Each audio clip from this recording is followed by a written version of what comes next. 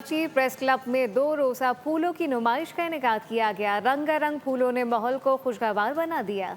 हमारे नुमाइंदे साद गुजर इस वक्त कराची प्रेस क्लब में मौजूद हैं। मजीद तफसीलात उनसे जानते हैं।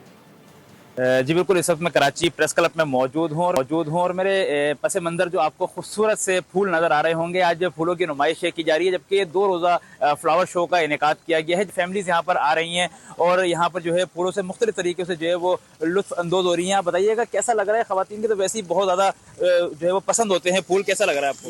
नहीं, मैं आपके पास इख्तलाफ करूंगी। ख़वातीन क्यों, बच्चों को बहुत पसंद है, मर्दों को बहुत पसंद है। आप किसी को प्रपोज करते हैं तो फूल लेके जाते हैं।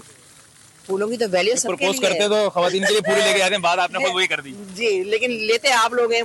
तो ये एक जो मेला लगा है ना यहाँ पे, मैं तो बॉडी की शुक्रगुजार हूँ कि जो हम जर्नलिस्ट हैं, वुमेन, तो उन्हें बहुत खुद जाएं हम कहीं पे रिपोर्टिंग करने तो हमें मौका मिल जाता है। फिर भी हम इतना एंजॉय नहीं कर सकते, लेकिन क्लब में उन्होंने ऐसा माहौल बनाया है कि हम लोग एंजॉय कर सक रहे हैं। बहुत शुक्रिया।